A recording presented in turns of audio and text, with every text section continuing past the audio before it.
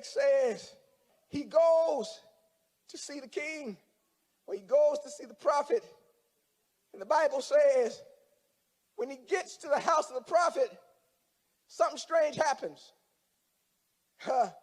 When he knocks on the prophet's door, the prophet doesn't even come to see him. He goes with his chariots. He goes with his horses. He goes with his messengers.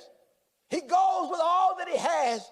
He goes, watch this, with the authority that he had in Syria, thinking that because he's a noble man, God have mercy, that the prophet is going to come out and meet him. And the Bible says when he gets to the door, Elisha doesn't even come to see him, but he sends a messenger to him and says, go wash 7 times in the Jordan, and your flesh will be restored and you will be cleansed. Now, this might not make any sense to you until you understand, number one, that when Naaman traveled from Syria to Samaria, he traveled 250 miles by horse.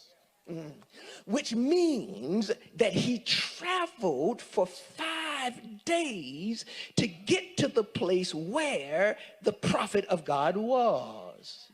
Not only that, he didn't just travel for 5 days, but he also brought money. He also brought clothes.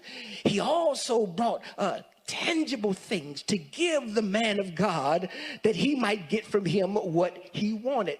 Not only did he travel 250 miles, not only did he bring a lot of stuff, but remember, the king sent a letter ahead of him to let him know that he was on his way. So he gets there with money, he gets there with stuff. He's traveled for 5 days, 250 miles. He has his crew with him. He's telling everybody that he's getting ready to see the man of God so he can get healed. He knocks on the door of the man of God, watch this, who is in bondage or in captivity, and the man of God does not even come to see him. He sends somebody else to give him a message. Oh, what a challenge when it comes to being humble. Because oftentimes the Lord, watch this, will make you humble yourself or to submit to somebody that society says is in a lower position than you are. Oh, God, I'm going to talk whether you want me to or not. Sometimes God will so fix it, watch this, that you ain't going up to get your blessing. Sometimes God will fix it that you got to go down to get your blessing. Sometimes God will fix it that it is not the people of high estate that you rub elbows with who will bless you. Sometimes God will send you to somebody, watch this, who is not able to do anything naturally or materially to you so that you can get the blessing. All right, let me see if I can go a little further. Come here for a minute. Help me to preach it, Dives.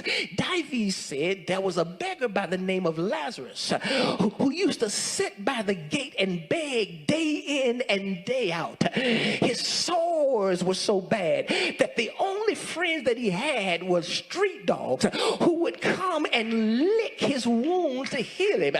But Lazarus died. And when Lazarus died, the Bible says, the angels bore him up and took him to the bosom of Abraham. And then the Bible declares that Dives, or the rich man, died. And when he died, listen to what he says. Send not my friends that I hang out with at the country club. Send not the folk that I cavort with and hang out with at the big dinners. But send my servant, Lazarus, for I know that even though he was poor, he still had a relationship with you. Let me tell somebody that God is getting ready to usher you out of your comfort zone. Watch this, by making you, watch this, look to someone who can't do nothing for you other than go to God on your behalf to fix what your situation and circumstance is.